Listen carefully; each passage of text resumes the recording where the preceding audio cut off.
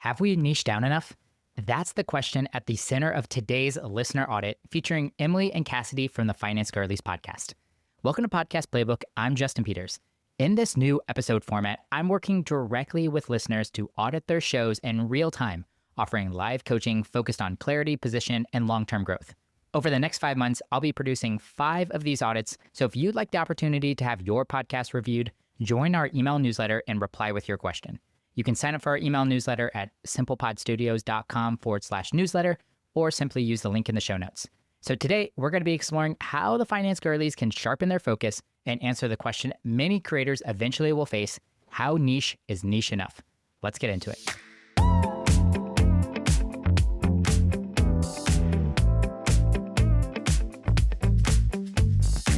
Emily, Cassidy, welcome to Podcast Playbook.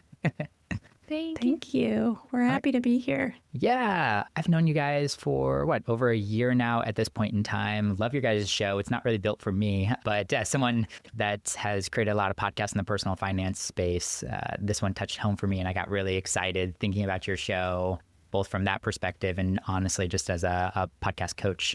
But first, I really want to start with a couple of 3 quick things that I really loved about your guys' show. And I'm curious to see if you guys thought the same things for your own show too. Number 1 is your visual branding. I love your visual branding. I don't know which of the two you guys do a lot of the branding here, but your cover art, your website, your Instagram, you guys are such good designers, or have hired the right designer. I think it's very fitting with the niche that you're trying to target. And I'm like, man, I need to hire these girls to do my stuff. Wow, that's all Cassidy. She has a gift. Good stuff, Cassidy. You. Even like the friendship bracelets on the cover art. And I feel like that's really good messaging through visual branding. Number 2 is consistency. Like, consistency is your girl superpower. You guys have been doing weekly episodes since December 2024. So we're almost 18 months in on weekly episodes, and the weekly grind is hard. So the fact that I know you guys can do this over and over again for 18 months now is fairly impressive. Do you guys feel the consistency is something easy for you guys to do, or is it a drag sometimes? I personally feel like it's easy, and I will say that it's easy with the caveat of it's only easy because there are 2 of us. So I feel like when one of us is struggling, the other one can pick up the slack. If I was trying to do this podcast by myself, it would not be consistent at all. And I can say that with my full chest. But because we have each other, I feel like we just keep it going.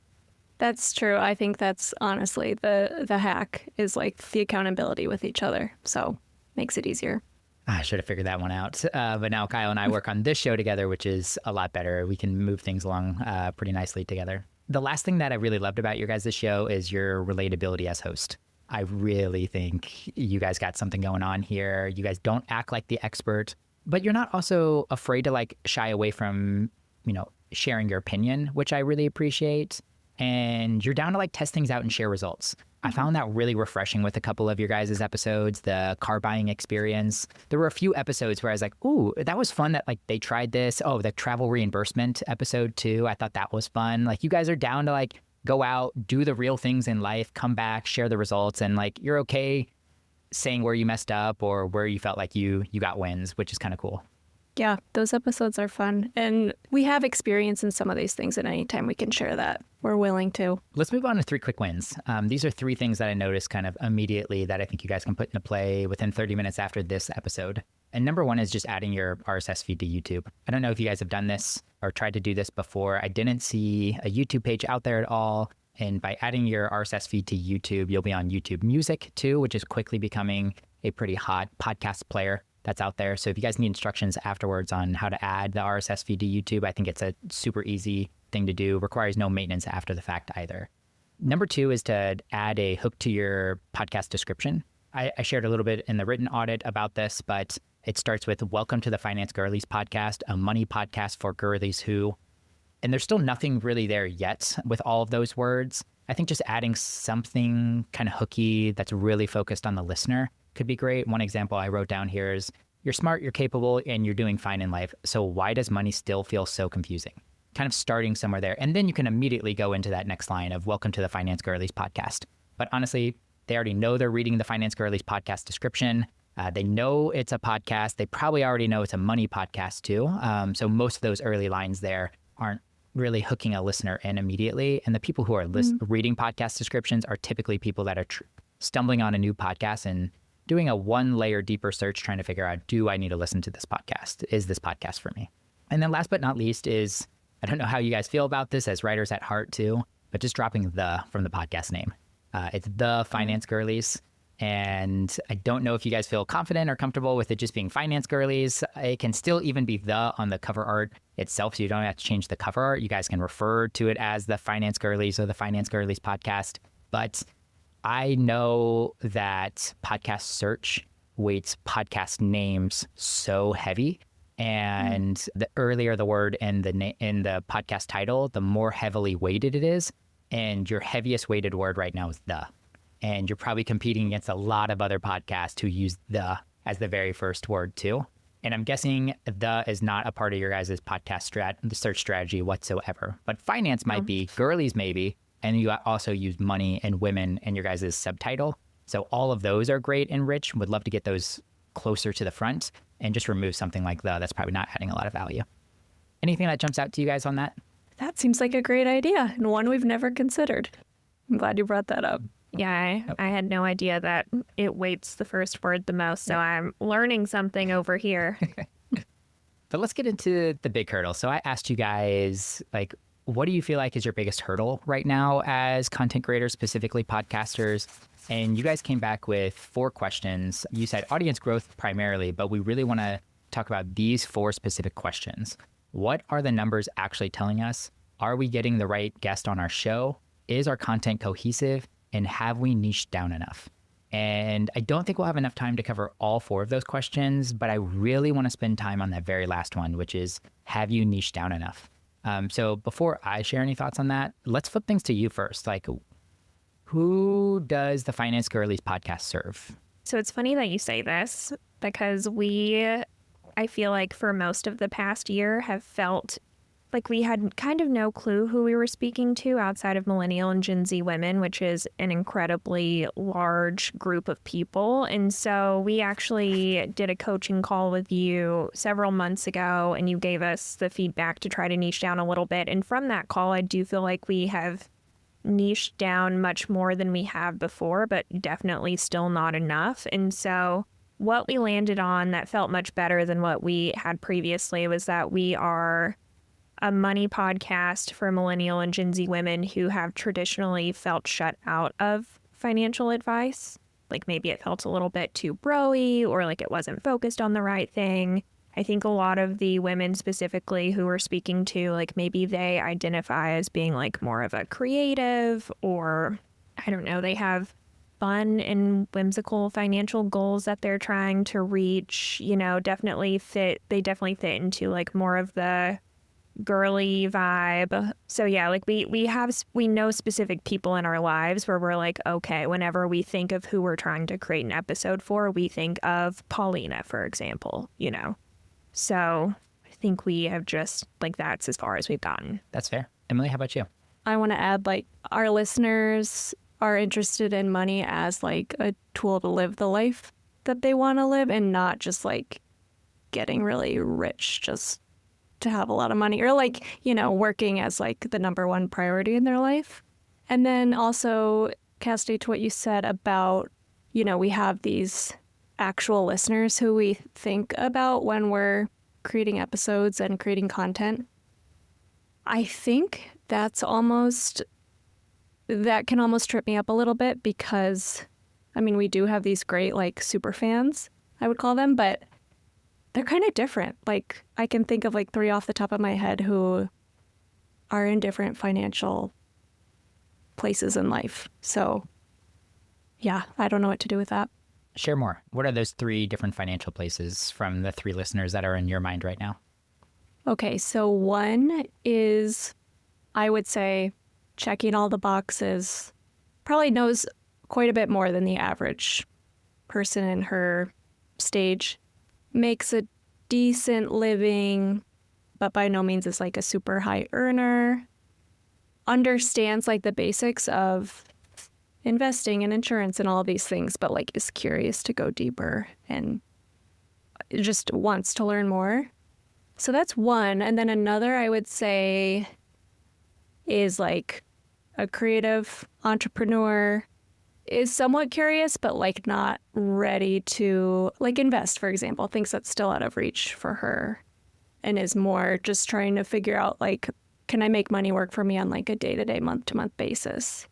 And then that last person might be somebody who has like family support, is able to pursue a creative career, but knows that like those two things, lifestyle and income, don't totally mesh and is just like interested in, you know, kind of building more of that foundation on her own. Cool. I think that's helpful to some extent. What about the inverse of the question? Sometimes this almost brings more clarity whenever I'm talking with clients and prospects. Who is someone that this podcast is not for? List some people, just bullet it out. Let's go back and forth. Maybe you each give 3. I mean, I think the most obvious one is like the dude bros of the finance world. Men. Let's just call it men in general. Like I don't, no offense to you, but I'm probably not listening to the finance girlies as one of my podcasts that I'm listening to, but I think that's great. I think the branding alone eliminates 50% of the population, and men shouldn't be tuning into it. And I love that you guys lean into feminine topics sometimes. So yeah, I love crossing out men, especially finance bro-y men. I was going to say, I do think there are some girlies at heart who are probably men, but that's like a very small subsect where I'm like, you are more than welcome to come over here into our space. Yeah, we have one like favorite listener who's a dude. Yeah. I love that. Yeah. The small resident men group that are allowed to listen to the show. Yeah. Right. Another one, I would say people who are not interested in using money to make the world a better place. The reasoning for having money is not self-centered to some regard, I guess, or... Yeah, and this might be a little too abstract, but in my mind, like the people who are listening to our show, who we want listening to our show, are like just very Down to earth, like want to earn money, but and to like live a great life, but also support good causes. And I see that come across in some of your guys' content. You've done a lot of conscious consumerism episodes. You know, your Valentine's Day episode was that. So I definitely see you guys tilting towards values-based spending and earning to some degree. So I think you guys are definitely trying to eliminate a population of people who are, once again, probably finance bro-y, and I want to be rich for the sake of being rich, and I want to buy big things, and I want that to show up in my life. Yeah. I think in that same vein, like I can think of one platform that is geared toward women, but it's, I don't know, it's like very materialistic and like buy all of these like fashion designer things and live in your like high rise New York apartment that probably costs 10 grand a month and all of that stuff. And I will say that like if any of our listeners decide that is what a fulfilling and rich life means to them, then I'd be like, you go for it. That's beautiful. But I don't think by and large we are trying to attract that subsect of the women population either, where it's like, I really care about all of these materialistic and like beauty standard-y things. Yeah. I think that's good. And I've definitely worked on a show where it was elevated finance. It was people that anything less than $250,000 of income probably felt small. And there was some big goals in terms of financial purchases for this population. And they serve that population very well. They use rich a lot in the language and in the framing of podcast episodes, and they attracted that. And I like that. And I like that you guys are, you know, immediately girlies and finance girlies. You got to figure out, is this a show for girls that know a lot about finance? Is this a show for girls that want to get rich? Is this a show that maybe is somewhere in the middle, which is kind of where you guys are trying to carve out your space right now? With some of this in mind and some of the responses that you're getting, I think one big thing that I would really suggest for you guys is starting to bring some of the broadness into more focus. And over the course of the summer, I left in your guys' written audit too. I'd love for you guys to just pick one area and narrow it in every single month. And I gave some suggestions, but I really think three areas that I always talk to clients about in terms of a listener avatar and getting more clarity on who they're serving is, what is the listener's desired transformation or goal? So I think I would think through that. And I would be probably even more specific than you are now. Something for me that I'd love to ask you guys, like, is your listener in debt right now? Is your listener making good money, but just doesn't know how to invest? Like, there are a couple of different goals that I think could probably show up for your listener. And are you helping them? Is their transformation getting out of debt? Is their transformation that they want investing for the first time confidently? I think there are a couple of goals that could float around that if you guys narrow in on one, you guys could really serve a specific kind of finance girly. Next up is where they're at in their journey too. And this one felt a little muddled. At first, I thought you were a beginner-friendly podcast. And I think most of your episodes do reflect beginner-friendly. But then there are a few episodes that kind of stray from that to an extent. Like Sean Mulaney's episode is probably the most obvious. And I know Sean Mulaney well too. And he's a wealth of knowledge. I think if I remember, even in your intro, you said, hey, this is probably a little intermediate. And don't worry, we have other episodes that cover these kind of topics. The title was so good, though. It was like Roth versus, or a 401k versus Roth. Where do you invest first? And that felt like a very beginner-friendly episode. But within 5 minutes, I didn't feel like it was beginner-friendly anymore. And I think you guys kind of knew it accidentally went that direction. That episode probably just needed a little bit of framing if it was got to stay beginner-friendly. Or I don't know if you guys are serving maybe the intermediate crowd. It was a great, I felt like, intermediate crowd episode. Where do you guys feel right away? Are you trying to attract the beginner-friendly finance girlies? Or are you trying to serve, to Emily's call out earlier, that one listener who probably knows a little bit more than the average about finances? My immediate reaction is I do want to be beginner-friendly. I think where I'm interested in the intermediate person is the level of interest they have. I feel like, and maybe this is just kind of a limiting belief, but to me, a challenge with attracting people, beginners, is the beginning is hard, and it's until you know a little bit, you're almost less interested in, why should I care about an HSA until I know, a little bit more. So that's my unfiltered thoughts. Cassie, what do you think? Can I follow up on that real quick too? Oh, yeah. Beginner, honestly, too, also needs to be defined. Where are they beginning and what are they beginning? I think are two questions that you might want to ask yourself on that front too. I am with you, Emily. My original show, at one point, the focus was trying to convince people to care about personal finances. And I saw how powerful it was and how much freedom it was going to give me. And I really wanted to help people that were at the very, very beginning, probably not even thinking about personal finances. But it was so hard to convert that crowd. It was so hard for them to care about personal finance topics, and especially spending their time listening to a podcast about them.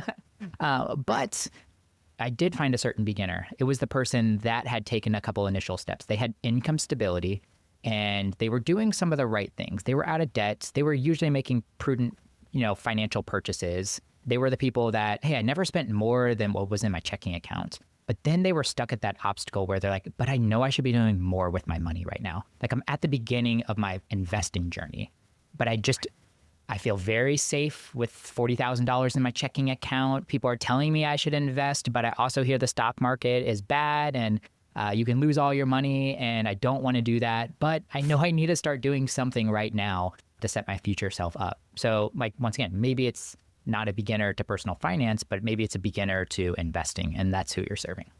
Mm-hmm. I agree with everything that you said. Then I do think if you are brand new to investing or haven't done it yet, you are in that position where you're like, I think that financially I'm doing okay. And also I feel stuck about what to do next. And I know that I need to do more, and I know that I should do more, but I'm just confused and fuzzy on the details.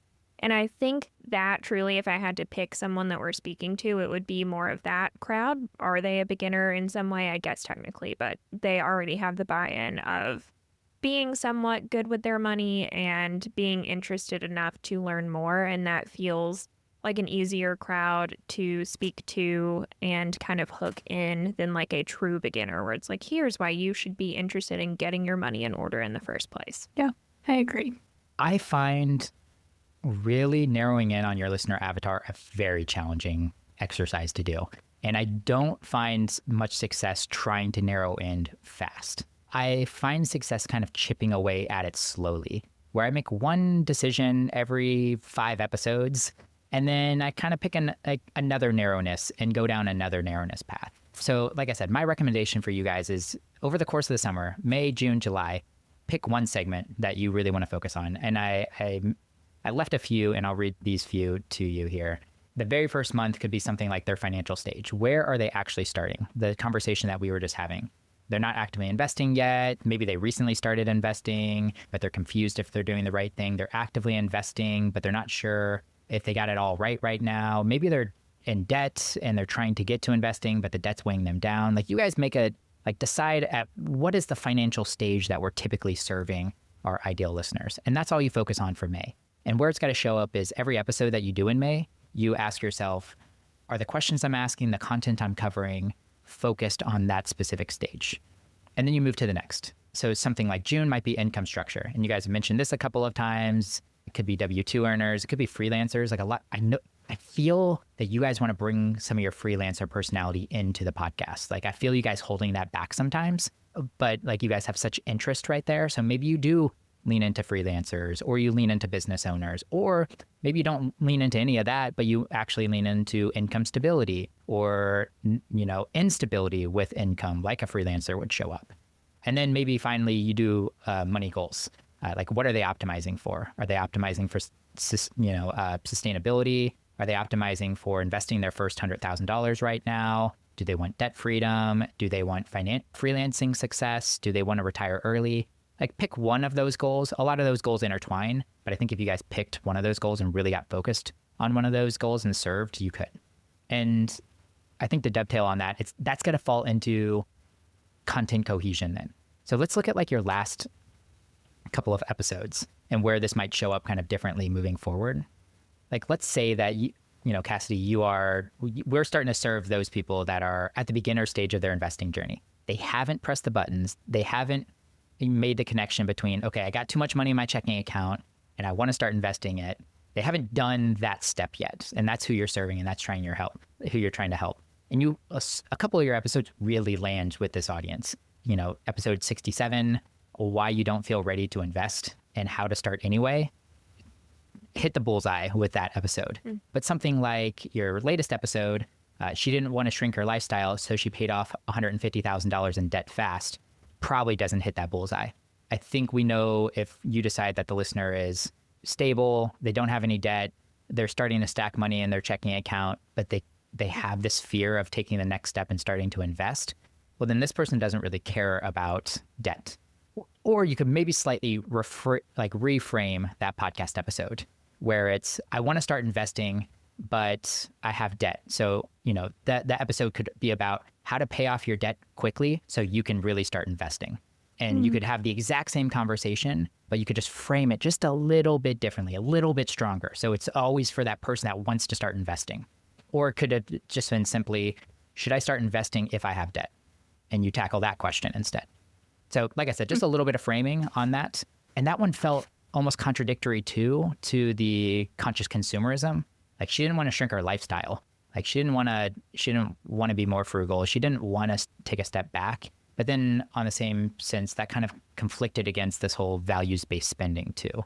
Or maybe it didn't. Like, I didn't have time to jump into that episode, but just looking at the title felt a little contradictory. And then, yeah, I'd run it down, these whole things, like 7 smart ways to use your tax refund in 2026. Love that episode. It was fun. It was light. It was very beginner friendly. Once again, if you're really focused on the person that's got to get started in investing, I would have probably had an episode about how to use your tax refund to start to make your first investment. If you want to stay on the people that are just trying to get over the very first hurdles there, then I think that episode was great. If you want to focus on people who are trying to overcome debt, it would have been how to use your tax refund to pay off your debt. So I find this really challenging as a grader because I love covering a bunch of different topics that probably serve a lot of different listeners, but at the same time, the stickiness episode to episode then starts to fall apart a little bit. And then all of a sudden you have someone that's tuning in for one episode, then there's like 3 episodes that don't really relate to them.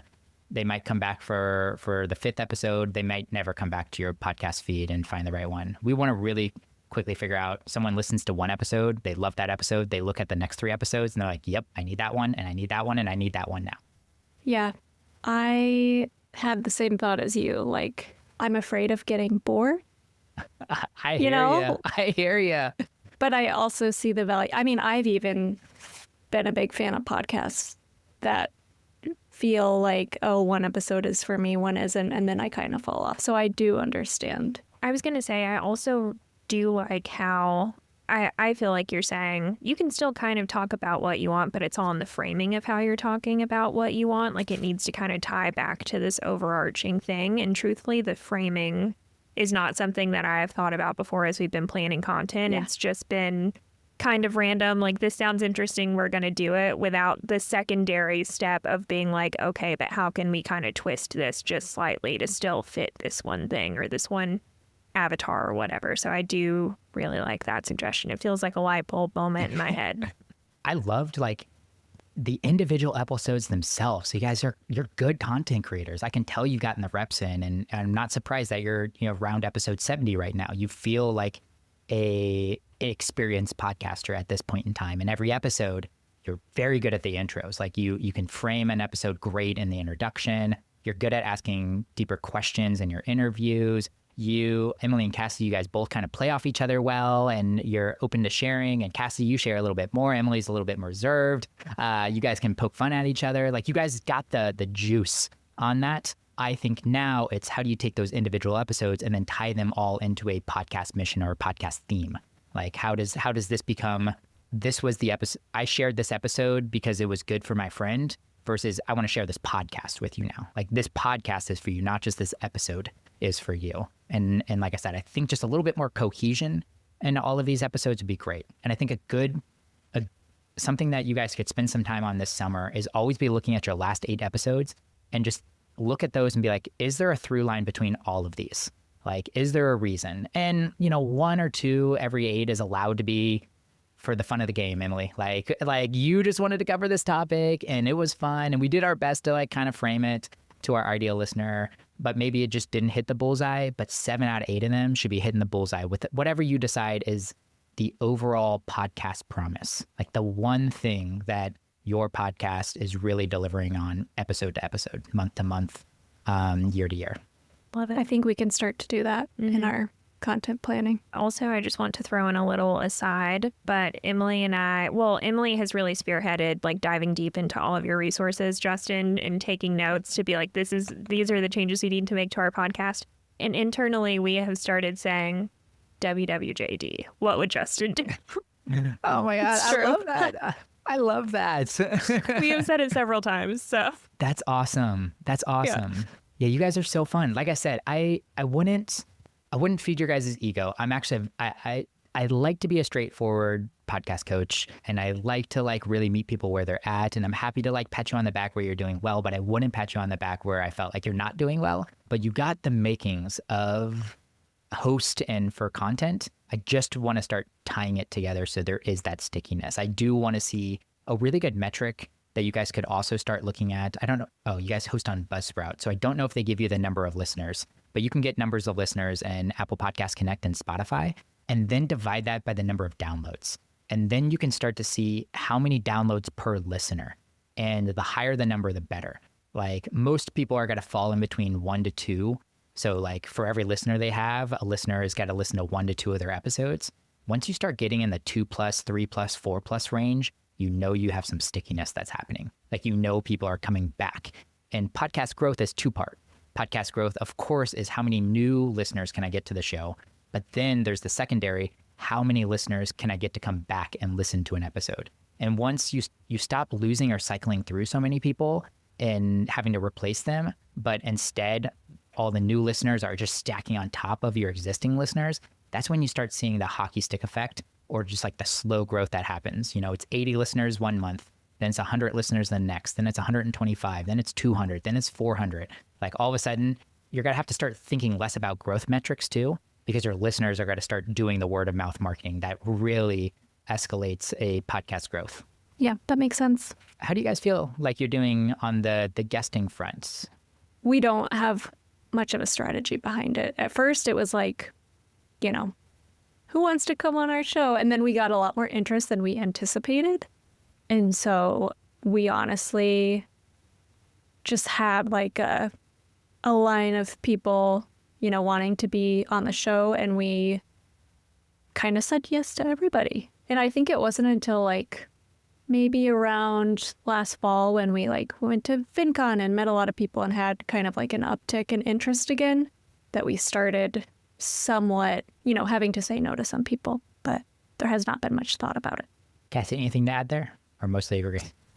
No, I think that sums it up. We've kind of had no strategy up until this point, but have been very fortunate to just have an influx of people that have reached out to us that want to be on our show. And I think also, to go back to your point of framing, a lot of people, we have a podcast intake form that they fill out, and then we just look through the Google spreadsheet and be like, this person looks good, this person looks good. And a lot of them are pitching kind of their own area of expertise. And we have just been like, that's how the episode where the person paid off $150K in debt, like that is her story that she shares whenever she's on podcasts, for example. And so we've just kind of been taking whatever they say is their expertise and being like, we think this story would be good for our podcast. And that's as far as we've gone. Cool. Yeah.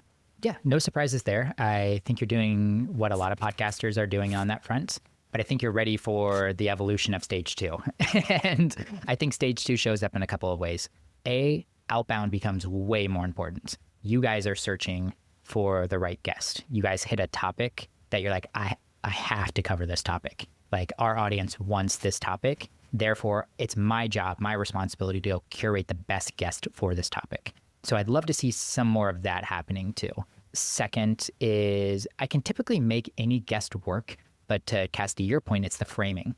So maybe you get a very interesting guest, the pitch kind of works, but you might need to spend a little bit more time back and forth with that guest. Like, oh, your debt story was really interesting, but our primary goal with this podcast is to help people move from not investing to investing their first dollar. Can we frame that somehow? Like, what are your ideas? Like, how does your story relate to that? And I might go back and forth with a guest a little bit, especially if it's like a friend that I would love to promote on the show, or just a person that I would be personally interested in like doing more research on. But just try to get to a topic that feels aligned with the audience that I'm trying to serve with the podcast. So spend a little bit of time on that. And then I think lastly is, selfishly too, seeking out guests that have your ideal audience and really starting to use outbound guest pitching opportunities for them as a way to initiate and nurture a relationship that you want to grow into something that's probably got to be a little bit bigger than just a one-time podcast desk appearance on the Finance Girlies. Hopefully a podcast appearance on their show, or an invite to share with their community, or a collaboration on a future project or course that you create or something like that. I don't know if you guys listen to like Money with Katie, but you guys, I feel like, are straddling a little bit of like the Money with Katie audience. I mean, there's tons of your guys' audience that's out there. The non-finance bro-y shows, of course, the non-super beginner debt payoff people, but the people that are really serving the audience that you're trying to curate.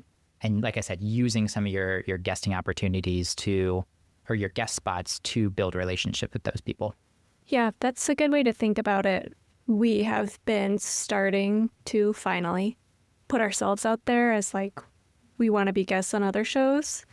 You know, what you're saying, like people who have audiences that we want to tap into, but I don't think we've really considered the reverse of that, like bringing them into our show to kind of achieve a similar goal. Yeah. But it's a great idea. I say this all the time, and I'm sure you've probably seen me write about it or talk about it too. I don't rely on inviting guests on and them potentially sharing it to their audience as a legitimate strategy for growing. Like I can't expect and I can't assume that someone is going to share it, but it's typically the start of a relationship that ends up turning into multiple times where we overlap our audiences. Like I said, maybe we do a joint Instagram live, or I write a guest post in their newsletter, or I come on their show, or we do a limited series on our shows together. Like there's usually like, once they come on my show, I go on their show. We both really love working together. I'm always like, okay, they immediately go on this list of like high value content creator collaborations for me. And every year I'm thinking about how can I create something or work with this person because our audiences overlap so well. Yeah, we've like naturally had a couple of those things happen, but they were not strategic. They just happened. But yeah, it's good to like recognize that as a possibility. Yeah. And I think that kind of leaves us on my my general recommendation for you guys. I think just bringing a little bit more intentionality into who you're serving, the content that you're creating because of the person that you're serving, who you're having on the show. You guys are, like I said, you guys need to be rewarded for how hard you're working on this show, the consistency that you've put in, the hard work that you've already done, and the skill sets that's already showed up. Like, I want that to start paying off for you guys. And to some regard, it has. Like, having 100+ people tune into an episode is a huge accomplishment. And I work with lots of shows that have not reached that. To some degree, I want to give you guys a pat on the back and say that you got something here. Like, you got the kennel started. I'm ready to turn it into a giant bonfire for you guys now, though, because like I'm stoked for you guys. You guys are creating a cool show. And I think, once again, with a little more intentionality, a little more specificity, you're really got to help yourself out in this regard. Thank you. Yeah, I think we both feel in our guts that we have the potential of something really great. It just hasn't really started manifesting outwardly yet. And Totally. I do take a lot of comfort in what you said, that even you feel like you're constantly, like this is something you're constantly chipping away at over time. Because I do think it's very easy to be in your head and be like, I don't have a crystal clear vision of what this should look like. What is wrong with us? We've been doing this for so long. But Yes. It's good to know that it is a gradual process for even people who are very successful. So Yeah, and auditing your guys' show made me put like 4 more things on my podcast list too, of like, I need to go back and do that. It's probably time to like revisit this. Like, where am I with that? Like the evolution of our thinking changes. And I think it's okay to be like, we don't have to go from 0 to 100, but even just 0 to 10 or 0 to 20 or 0 to 30. So I do like gradual focus, and especially with your ideal listener avatar, like I think it's going to take a little bit of time for you guys, take it off of the maintenance mode and put it onto actively thinking about, spend 3 months there, and then shift your focus to something else and let that ideal avatar sit for a little while. And then I'm guessing 6 months to a year later, you're going to want to revisit it and do some more fine tuning. Yeah. All right, girls, you want to shout out the show, the Finance Girlies? If people tune in, I'm guessing everywhere, well, outside of YouTube, but hopefully by the time this airs, it's also on YouTube Music too. But people listen to the show, they want to tune in. What's a great episode that they should start with? well, my first instinct is to say the investing before you're ready. Yeah. Yeah, I think that was a great because one. I feel like that will hopefully become the crux of what we kind of shape our identity around in the future. So. And as someone that's in the personal finance space, I also really loved Rethinking the Emergency Fund episode. I think I messaged you guys about that one, but that just sparked a couple of thoughts for me and some things that I was thinking about. So yeah, if you've been thinking about your own emergency fund and how it plays a part and how you don't want it to feel reactionary, this emergency type thing, and instead a cushion or a safety net or something that should bring you like calmness, then I thought that was a really good episode. So Emily, Cassidy, thanks for spending the time with me. Thanks for being open and vulnerable to like sharing and saying, hey, we don't have it all right here, and how can we make it better? Absolutely. you. We feel very grateful to have crossed paths with you last year, and we are grateful for all of your advice. So thank you. That's got to do it for today's listener audit with Emily and Cassidy from the Finance Girlies. I really appreciate both of them for being brave enough to come on here and get some feedback from us. And it was really fun to put these together. I think the one idea that I want to leave you with as a takeaway from this conversation is that niching down isn't about limiting yourself or your show. It's about giving your audience a clear reason to care, to listen, and of course, to subscribe and stay around. As a reminder, I'm going to be doing 5 of these live coaching audits over the next 5 months. So if you want a chance to have your show reviewed, simply join our email newsletter at simplepodstudios.com/newsletter or use the link in the show notes. Just reply back to one of our newsletters. Let me know that you want a podcast audit and what the primary question or obstacle you're facing with your podcast is. Thanks for listening to Podcast Playbook. I'm Justin Peters, and I'll see you in the next one.